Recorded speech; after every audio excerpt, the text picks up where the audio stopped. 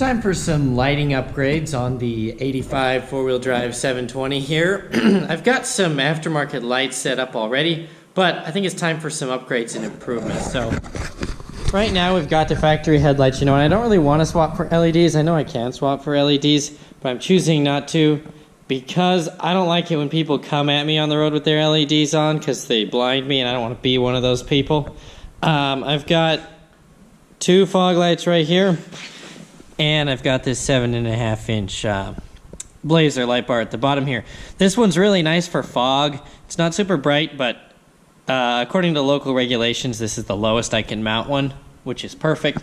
And these two actually have to be covered because legally I can only have two exposed aftermarket lights at a time. And if these are uncovered, that's 3. So I can't run them uncovered on the road legally. We're going to be replacing these two fog lights. These are halogens with a 22-inch Blazer LED light bar today. Together, these are drawing about 10 amps, and they're powered by 12-gauge wire off of a Blazer relay. I want to get it so that I can turn either this one on for the fog or both of them on with one switch. So I'll have this guy on its own switch, both of them together on one switch. And the new Blazer bar is going to draw about 9 amps, so it'll be less than these, and with a 45 amp alternator on a 720, you really don't have a lot of overhead. You got to work with what you can get, and so saving an amp actually makes a big difference. These tabs aren't going to work to mount the new light bar. The reason I'm actually running these is because they fit nicely and they were cheap. The new light bar costs more, and I'll have to move these mounts, which is now no big deal. I'll just move them. This new unit is 5,700 effective lumens, and the lower light bar is 900 effective lumens. So together we should be putting out some decent light and collectively using less than 10 amps. So that's pretty nice.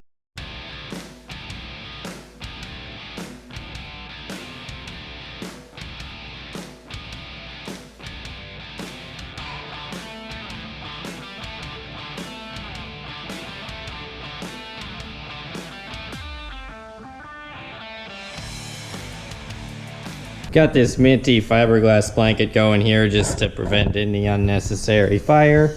Got the old mounts all cleaned off of there. We're actually gonna be mounting the new unit a little bit differently. Gonna put the mounts about like that. Gonna put some tabs back there just so we can hook that up all nice and good. Should be mint. Right, it's time to get scientifical on this thing, which means it's time to doodle. So we've got a bull bar. Shaped out like that. Got a 24-inch span right there. 24-inch span. Now we need to mount the new unit, and the bolt holes on that unit are 21.5 inches apart. So we got span 21.5, which means we gotta have some little brackets coming out of here, like that, like that. Them's gonna be little brackets. The magical question though, how long are those brackets? Where are the bolt holes in those brackets? Okay, we got 1.25 inches on each side here to the bolt holes. So we can make them units probably 2 inches long just to give us plenty of meat.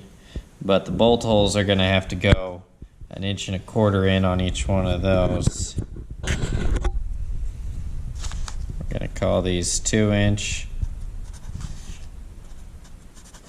Okay, brackets are gonna be some angle iron. Boop, boop, boop. There we go. It's gonna be a 2-inch unit, like that there. Gonna have a solid side. It's gonna have a bolt hole in it. And the bolt hole is gonna be 1.25 inches in. There we go. 1.25. Look at that, all scientificated.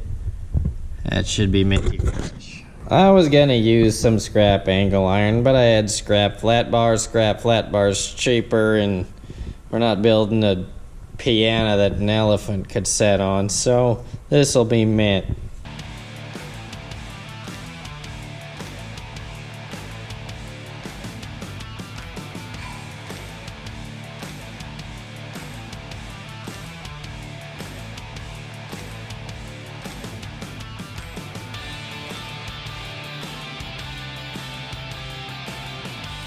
Look at that, nice and minty fresh, mountain tabs, no mill scale or anything. That's perfect.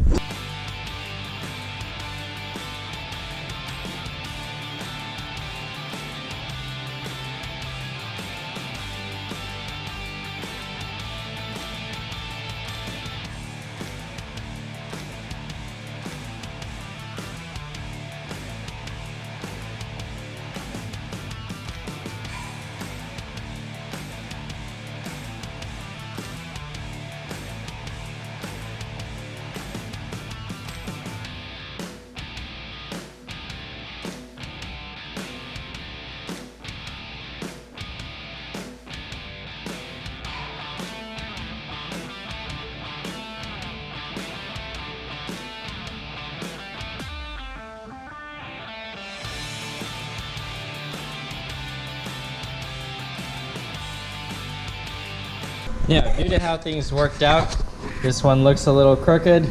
This one looks a little less crooked. We're just gonna give it a sand because no one's ever gonna see these mounts. They live way back down in there. And at the end of the day, everything came out right. So who cares?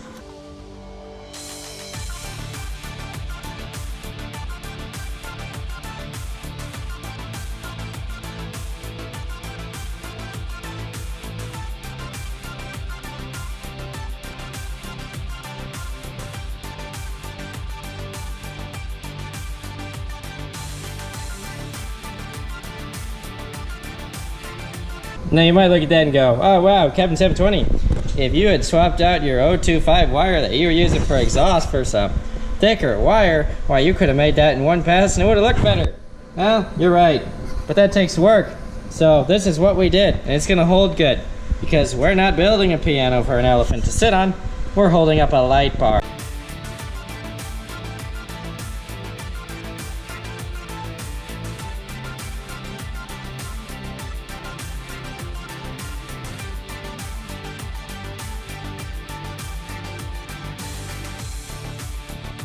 Okay, not totally tightened down yet, but that's where she's gonna sit. Gonna need to put a little paint on there and do a little bit of wiring, and then we should be ready to party.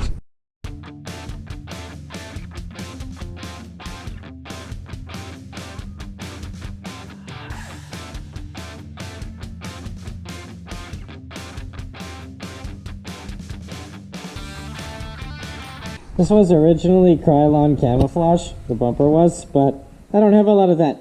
And I got plenty of Rust-Oleum, so it's gonna be Rust-Oleum now. We're just gonna go for it, because it's fine.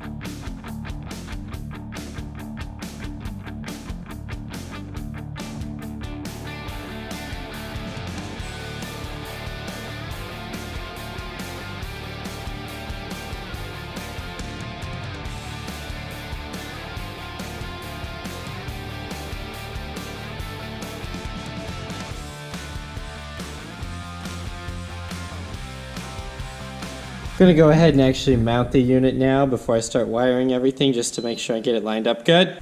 Got some nice included rubber insulators here. Just go on the mount there, just to reduce vibration.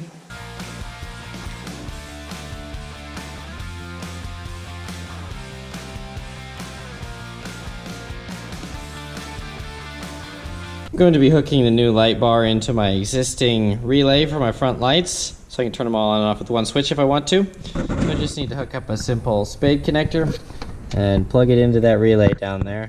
You can see it very well, but it's down there. And we should be ready to party.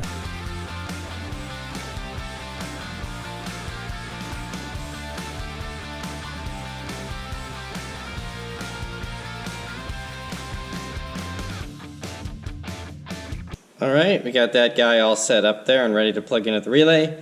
Now we need to run a ground. I think I'm just going to run that over to my fender fuse block and plug that in there. Should be perfect. Going to be running some nice reasonable 16 gauge wire to the fender fuse block for our ground. The whole run is less than 16 inches, so this is perfect.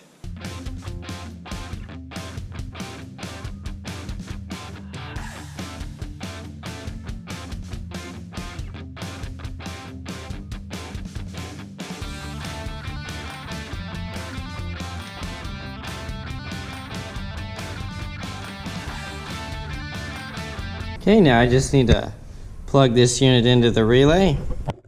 Now that we have the hot side all set up, we're just going to go ahead and heat shrink this connector and plug it into the ground bus on the fender fuse block there.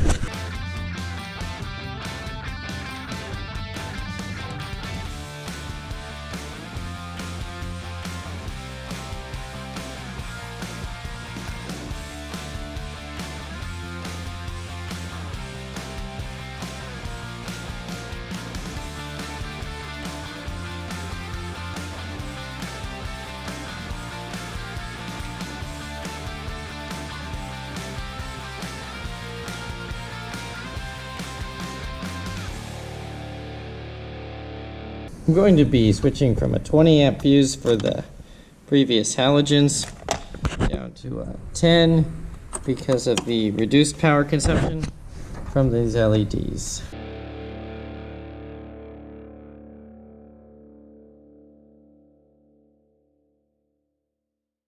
When I mounted this unit, I wanted to make sure that it stayed nice and safe, so it's behind this bar. But it also has flood features, and the flood bulbs are on the outside and the spot ones are in the middle. So if I recess it too far, it's going to cut off that flood feature, and then it'll only be a spotlight that's limited. So I had to actually set it out just a little bit, so as you can see it just barely peeks out there. Should stay safe without sacrificing any performance, and I have no issues with the bull bar cutting off the light there. Everything is working great, and just the way it's designed to. Been running the new light bar now for a couple days, and I really like it. The performance is amazing. It lights up everything. I can see great, you know, can see all the deer and whatnot, no problems. I was originally going to wire the two light bars together using a dual output blazer relay, and I have an issue where if I plug them both in, it blows fuses. I don't know what the deal is. Maybe the relay can't handle the unbalanced load. But after driving it around for a few days, I discovered I actually don't want them both on the same switch. I want them on their own independent switches, which I have them now set up that way, and it's working flawlessly that way, each one with its own switch. The reasoning for that is with the big one on, the little one hardly makes a difference. I mean, it lights up the first 10 feet a little bit because it's right on the ground, but really doesn't make that big of a difference. And in fog, the top one is really terrible and the bottom one is great. So the value of being able to run them independently is greater than the value of being able to run them both at the same time. If I could have the best of both worlds, that would be cool, but I blew a couple fuses and just decided it wasn't worth it. So if you have a way that you can have a switch that turns them both on and a switch that turns only one of them on, go ahead and outline that in the comments or shoot me a message on Instagram. I'd love to hear about that. That's still something I would like to do, but at this point the trouble just wasn't worth it, and after running around with it for a few days, it's more than sufficient just with the one, each one on their own individual switches. So I'm going to run it that way for now, and if I come up with a better way to wire it, I'll let you all know. But everything's working mint now, so I'll see y'all in the next video.